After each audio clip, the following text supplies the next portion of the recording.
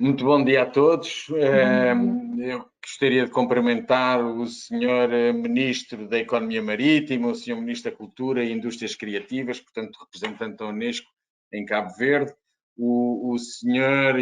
Alejandro Iglesias, da Unesco, que nos convidou para participar neste evento, e ou todos os colegas que têm participado ou que participaram e que irão participar neste evento, neste webinar, neste seminário, em breve nós vamos apresentar aqui o trabalho que temos vindo a fazer em termos de ordenamento do espaço marítimo.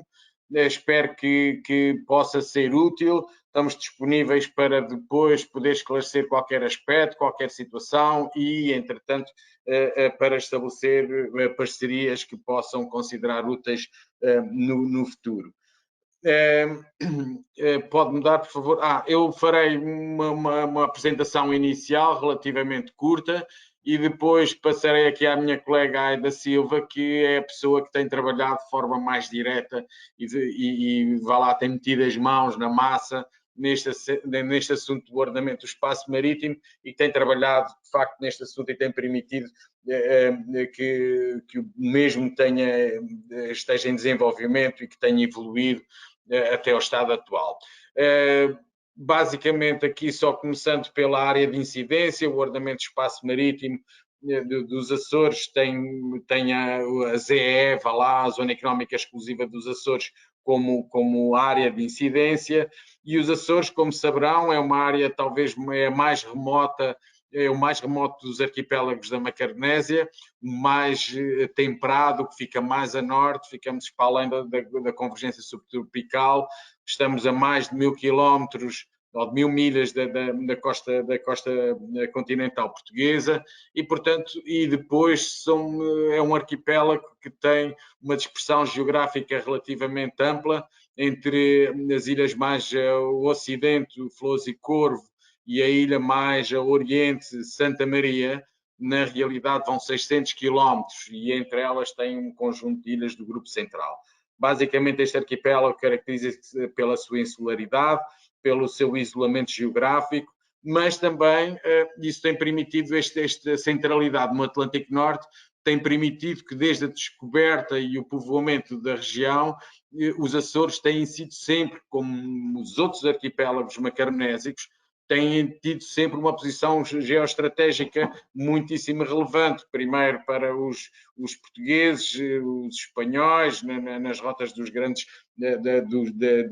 dos descobrimentos, e até então, de forma mais ou menos intermitente, eu diria que esta posição geoestratégica nunca se perdeu ao longo dos 6 séculos, quase 6 séculos de descoberta e de povoamento da região autónoma dos Açores.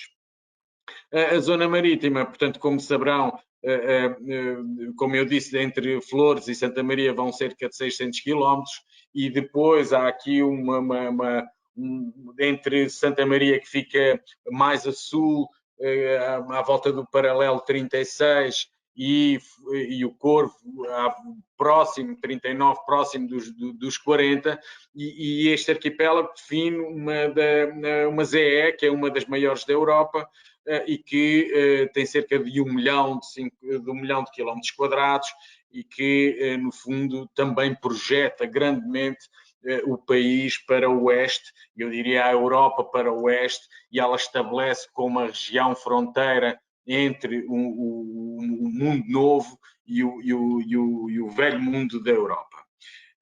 A região tem também uma quantidade de habitats muito diversos, desde os costeiros e associados a montes submarinos, associado à crista média do Atlântico, que separa o grupo ocidental dos outros grupos, e, portanto, e também esta diversidade geológica, climatérica, a complexidade de todo este sistema geológico e climatérico levam a que haja uma diversidade muito elevada de habitats e que alberga uma diversidade complexa e muito diversa de biodiversidade. Portanto, é considerado um hotspot de biodiversidade, diria eu, mais para as faunas profundas e pelágicas do que propriamente para as faunas e floras que vivem nas estreitas faixas costeiras à volta das ilhas. basicamente, desde que o homem colonizou ou povoou este arquipélago, os transportes marítimos têm sempre uma constância e, portanto, as infraestruturas associadas. A pesca também tem sido, desde há 6 séculos, que a pesca é uma atividade muitíssimo relevante na região e continua a ser. E, mais recentemente, o turismo marítimo, o turismo costeiro e o turismo marítimo são as grandes atividades, vá lá, com escala industrial ou semi-industrial na região. Nada comparado em termos de turismo, por exemplo, com Madeira e Canárias, mas é uma atividade que está em forte crescendo, agora não, por acaso, pela pandemia, portanto, entrou aqui num momento em que está parado, como em todos os lugares. Pode passar o próximo, se faz favor. Bem, os assuntos do mar, também como em qualquer outra região, é uma temática muito transversal e, portanto, é muito complexa e que envolve uma quantidade de atores. E esses atores dentro da própria região são muito diversos, desde, por exemplo, as entidades competentes em turismo, a entidade ou o serviço competente em pescas, a questão do desporto, a própria Direção Regional do Ambiente, e uma quantidade da ciência e tecnologia, a educação, a qualificação profissional, portanto, há toda uma complexidade e uma interação entre os diversos departamentos do próprio governo regional e até depois, para além disso, com as autarquias, com a universidade, com escolas, com associações profissionais, etc., que torna qualquer assunto relacionado com o mar que exige a cooperação de vários players, de várias entidades, de vários interesses, de vários stakeholders, no fundo, mais institucionais, menos institucionais. Depois, há todas as outras relações com as outras regiões do país, nomeadamente com a região autónoma da Madeira, enquanto também uma região autónoma, nacional, mas depois também com uma região ultraperiférica da Europa.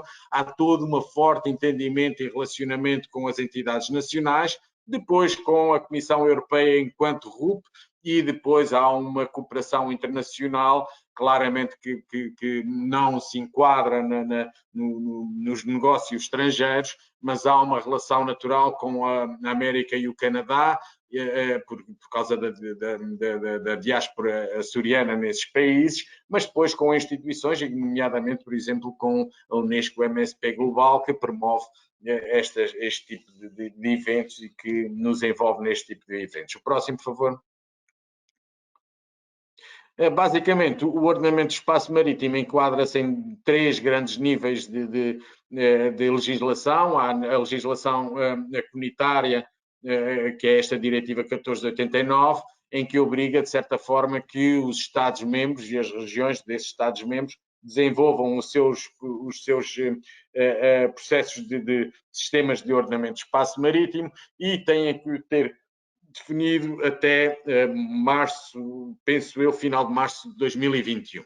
Depois, a legislação nacional, de certa forma, quase coincidente no tempo, foi desenvolvida e publicada em 2014. Portanto, há a lei 17 de 2014, que depois é desenvolvida, a lei de bases da política de ordenamento de gestão do espaço marítimo nacional, que depois é desenvolvido pelo Decreto-Lei 38 de 2015. E esta lei está, como saberão, eventualmente está aqui também em alguma evolução e neste momento prevê-se que ela possa evoluir para, de certa forma, dar ou permitir alguma flexibilidade e alguma autonomia às regiões autónomas da Madeira e dos Açores para aprovarem os seus planos de ordenamento de espaço marítimo. E depois há uma resolução do Conselho do Governo, uma legislação regional, que cria a Comissão Interdepartamental para os Assuntos do Mar, a CIAMA, e que define que esta estrutura de natureza consultiva vai acompanhar todo o processo de ordenamento do espaço marítimo dos Açores e o desenvolvimento e a execução desses instrumentos. Pode o próximo, por favor? Bem, como aqui em Portugal, portanto, há aqui a questão das duas regiões autónomas e a lei prevê que os Açores e a Madeira que desenvolvam os seus planos de ordenamento do espaço marítimo para as suas áreas, para as suas subdivisões da Zona Económica Exclusiva. Os Açores é a Direção Regional dos Assuntos do Mar, e a Madeira, a Direção Regional do Mar, como a colega Mafalda Freitas acabou de falar. A subdivisão do continente e da plataforma continental estendida está a cargo da DGRM, portanto, a Direção-Geral de Vigilância, Segurança e Recursos Marítimos, e que, no fundo, é a entidade nacional que integra todo este processo, que depois é monitorizado pela Direção-Geral da Política do Mar. O próximo, por favor.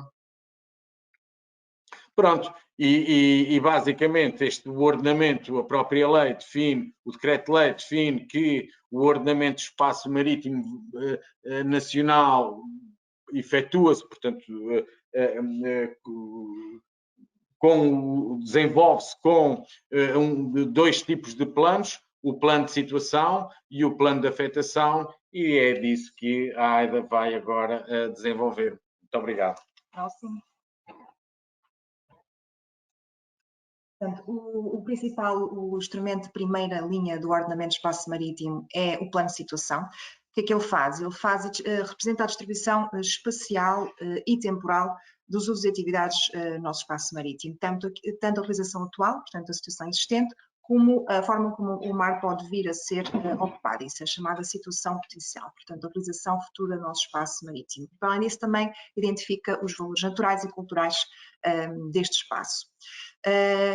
Os planos de afetação são instrumentos complementares a este plano de situação principal e que, portanto, serão necessários para situações não previstas, ou seja, quando alguma área ou utilização não estiver identificada e espacializada no plano de situação, então aí é necessário proceder-se à afetação dessa área, a esse uso, atividade, e isso faz-se através de planos de afetação específicos.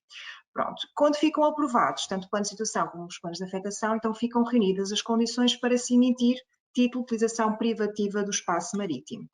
Lá está, mas isto tem que estar identificado tanto no plano de situação ou então nos planos de afetação. Seguinte.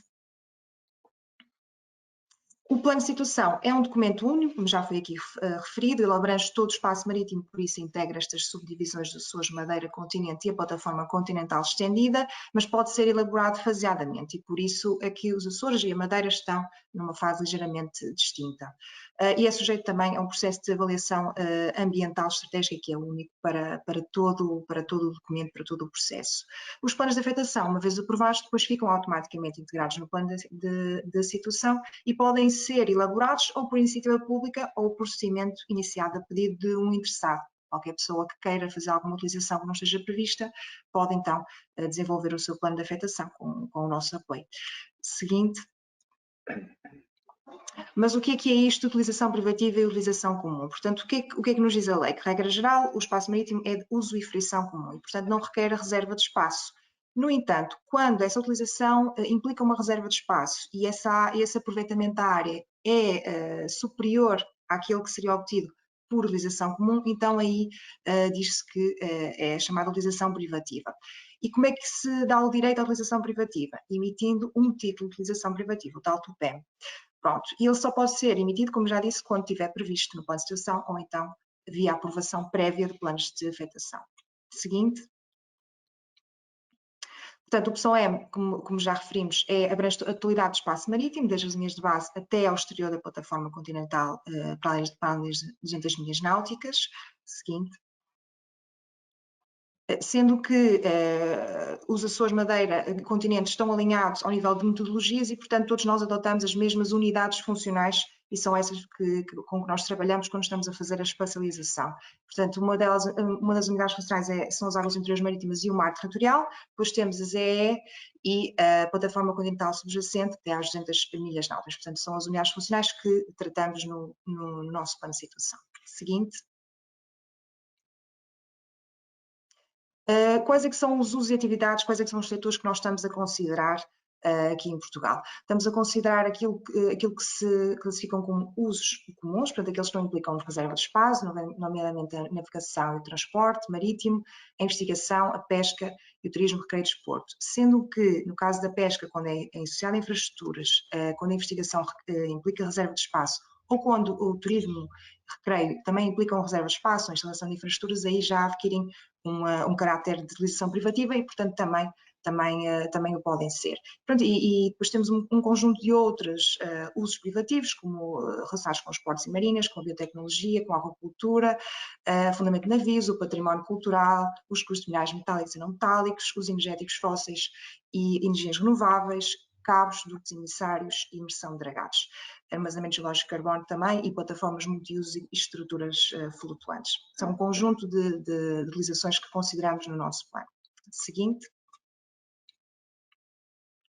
Portanto, a nível do processo aqui, em particular nos Açores, ele é acompanhado por uma comissão consultiva, que emana daquela entidade que já falamos no início, a CIAMA, e é também acompanhado por um conjunto de grupos de trabalho, 7 grupos de trabalho sectoriais que pretendem depois fazer validação e apoiar o desenvolvimento do plano de situação. Seguinte. O PSOEM dos Açores definiu uma visão própria, portanto, apesar de estarmos metodologicamente alinhados com o resto do país, decidimos que seria importante começarmos o processo por definir uma visão e um conjunto de objetivos regionais e fizemos-lo de forma participativa. Portanto, esta é uma visão que surgiu de um processo em que os stakeholders também participaram e, portanto, chegamos todos a esta visão que aqui vem. Lá está, da consolidação da posição geoestratégica, do foco no bom estado ambiental, no desenvolvimento socioeconómico sustentável, na fruição do espaço marítimo e salvaguarda de valores naturais e culturais, tudo isto de uma forma participativa e tendo como foco também a gestão adaptativa. Seguinte.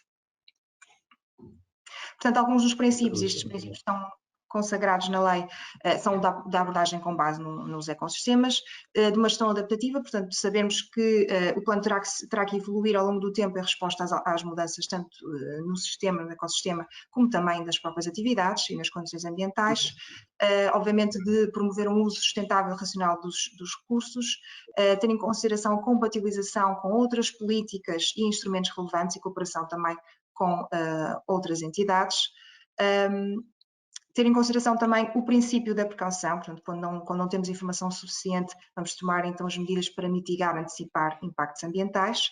Seguinte. Obviamente também da valorização do crescimento económico, das atividades económicas, numa perspectiva de longo prazo, tendo também em conta que é necessária a prevenção e minimização de conflitos entre as atividades no espaço marítimo e a promover sinergias sempre que possível, a utilização múltipla do espaço marítimo. E claro, a participação pública esteve subjacente a todo o processo, através do envolvimento ativo das partes interessadas e de integração dos contributos. E, obviamente, o ser um processo que é baseado no melhor conhecimento e nos melhores dados científicos à data. Seguinte. Para isto, tivemos o apoio fundamental de uma série de projetos cofinanciados. Destacamos aqui o projeto MAR-SP, que foi aquele que alavancou, de facto, o processo aqui na região autónoma dos Açores e que tivemos o apoio técnico-científico da Universidade dos Açores, mas uma série de outros projetos também têm muitos resultados, muitos produtos que depois fomos integrando e utilizando no nosso plano. Seguinte. Portanto, como falei, este foi um processo em que tentamos envolver ao máximo as entidades e, portanto, criamos um diretório de stakeholders através do qual, mais de 800 stakeholders, através do qual fizemos a nossa comunicação e fomos notificando e convidando à participação.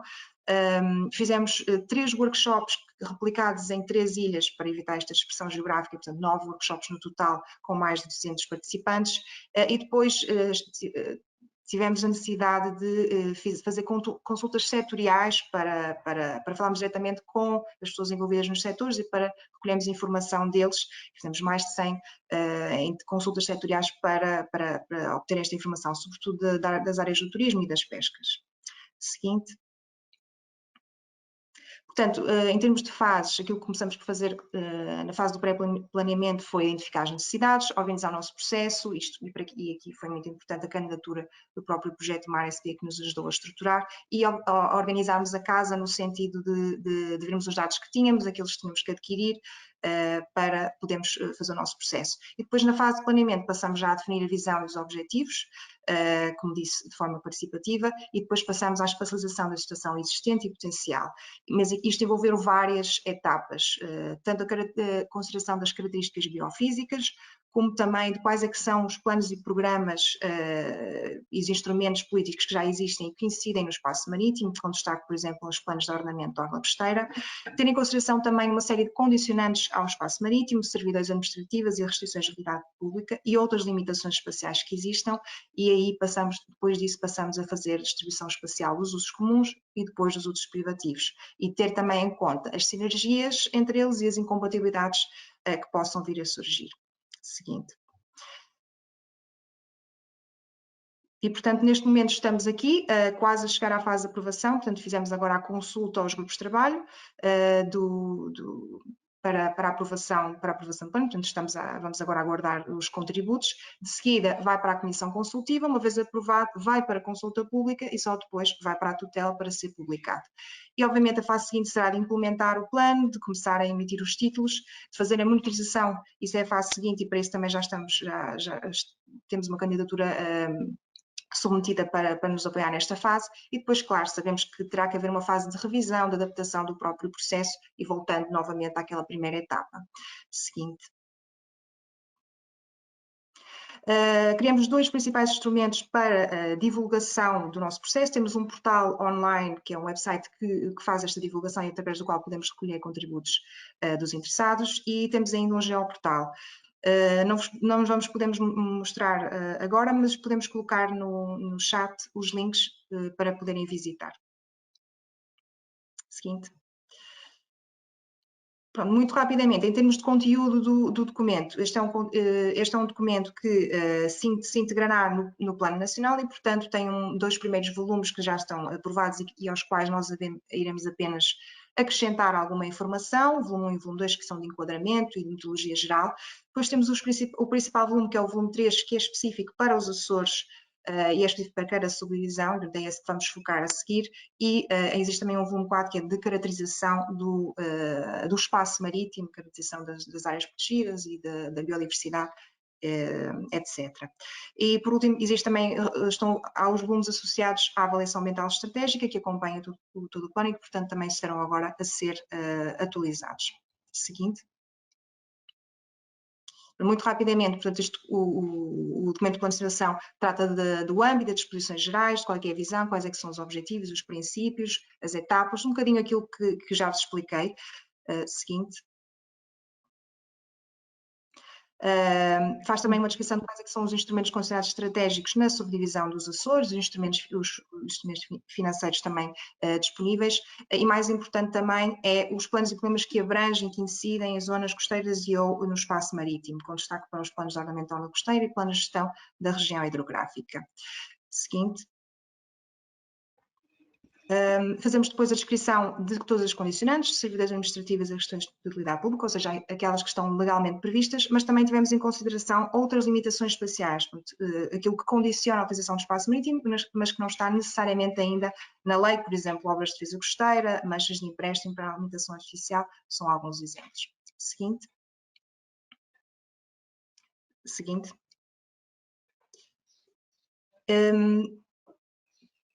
E, por fim, fizemos, aqui esta é a parte mais importante, fazemos a caracterização dos usos comuns e dos usos privativos. E isto é feito num formato de ficha, que é depois destacável, ou seja, quando uma pessoa quiser saber sobre aquela atividade em específico, vai ver a ficha e esta ficha faz uma caracterização já do setor, do seu enquadramento legal, da relação com o ordenamento, quais é que são as condições que se aplicam, faz uma análise SWOT, e faz, obviamente, a espacialização da situação existente, tem ainda também em consideração fatores de mudança, por exemplo, as alterações climáticas, faz um resumo das boas práticas.